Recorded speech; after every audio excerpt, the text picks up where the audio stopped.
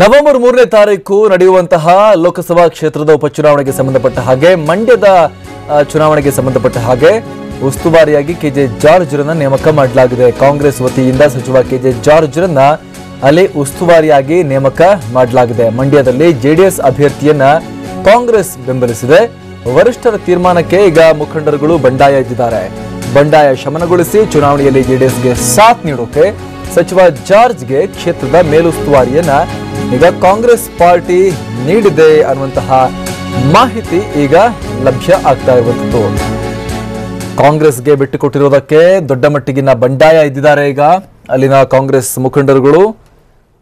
ಹಾಗಾದ್ರೆ ನಾವೆಲ್ಲ ಏನ್ ಮಾಡ್ಬೇಕು ಈಗ? ಎಷ್ಟು ವರ್ಷ ಜೆಡಿಎಸ್ ವಿರುದ್ಧ ನಾವು ಫೈಟ್ ಮಾಡ್ಕೊಂಡು ಬಂದ್ವಿ, ಈಗ ನೀವು ಹೋಗಿ ಸೇರ್ಕೊಂಡ್ಬಿಟ್ರೆ ನಾವೇನ್ ಮಾಡಬೇಕು ಅನ್ನುವಂಥದ್ದನ್ನ ಅಲ್ಲಿನ ಕಾರ್ಯಕರ್ತರುಗಳು ಕೇಳ್ತಾ ಇದ್ದಾರೆ, ಕಾಂಗ್ರೆಸ್ ಕಾರ್ಯಕರ್ತರು. ಹೀಗಾಗಿ ದೊಡ್ಡ ಮಟ್ಟಿಗಿನ ಅಸಮಾಧಾನ ಇದೆ.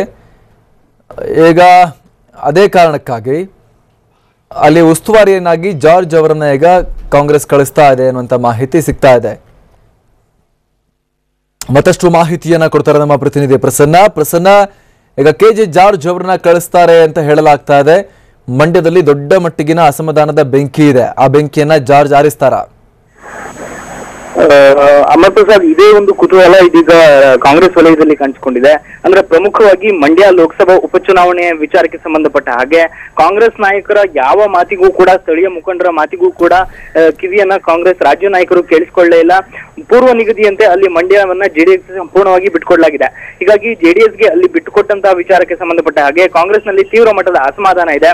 ಚುನಾವಣೆಯಲ್ಲಿ ಒಂದು ಹಂತದಲ್ಲಿ ಜೆಡಿಎಸ್ಗೆ ಬೆಂಬಲ ನೀಡೋದಾ ಬೇಡವಾ ಅನ್ನೋ ಮಟ್ಟಿಗೂ ಕೂಡ ಈ ಒಂದು ಅಸಮಾಧಾನ ದೊಡ್ಡ ಮಟ್ಟದಲ್ಲಿ ಸ್ಫೋಟಗೊಂಡಿದೆ.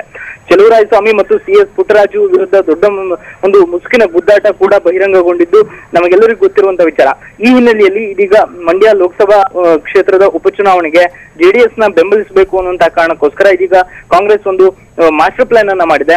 ಅಲ್ಲಿ ಅಸಮಾಧಾನಗೊಂಡಿರುವಂತಹ ನಾಯಕರನ್ನ ಶಮನಗೊಳಿಸುವಂತದ್ದು ಮತ್ತು ಅವ್ರನ್ನ ಎಲ್ಲರನ್ನೂ ಕೂಡ ಸಮರ್ಥವಾಗಿ ಒಗ್ಗೂಡಿಸುವಂತಹ ಕೆಲಸವನ್ನ, ದೊಡ್ಡ ಜವಾಬ್ದಾರಿಯನ್ನ ಇದೀಗ ಸಚಿವ ಕೆಜೆ ಜಾರ್ಜ್ ಹೆಗಲಿಗೆ ಹೊರಿಸಲಾಗಿದೆ. ಕೆಪಿಸಿಸಿ ವತಿಯಿಂದಲೇ ಕೆಜೆ ಜಾರ್ಜ್ ಅವರನ್ನ ಮಂಡ್ಯ ಉಪಚುನಾವಣೆಯ ಉಸ್ತುವಾರಿಯನ್ನಾಗಿ ನೇಮಕ ಮಾಡಿರುವಂತದ್ದು. ಕೆಜೆ ಜಾರ್ಜ್ ಅವರು ಮಂಡ್ಯದಲ್ಲೇ ವಾಸ್ತವ್ಯವನ್ನು ಹೂಡ್ತಾರೆ ಮತ್ತು ಸಂಪೂರ್ಣವಾಗಿ ಜೆಡಿಎಸ್ಗೆ ಪೂರಕವಾಗುವಂತಹ ವಾತಾವರಣವನ್ನ ಕಲ್ಪಿಸಿಕೊಡ್ಬೇಕು ಅನ್ನುವಂತಹ ಸೂಚನೆಯನ್ನ ನೀಡಲಾಗಿದೆ.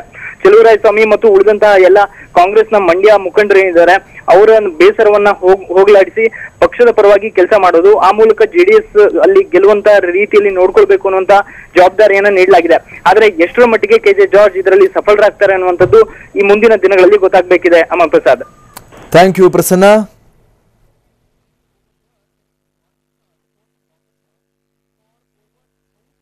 ಇದು ಮಂಡ್ಯದಲ್ಲಿ ಈಗ ಇರುವಂತಹ ಪರಿಸ್ಥಿತಿ. ಅಲ್ಲಿ ಕಾಂಗ್ರೆಸ್ ಜೆಡಿಎಸ್ಗೆ ಬಿಟ್ಟುಕೊಟ್ಟಿರುವುದಕ್ಕೆ ಕಾಂಗ್ರೆಸ್ ಕಾರ್ಯಕರ್ತರಲ್ಲಿ ತೀವ್ರ ಅಸಮಾಧಾನ ಇದೆ.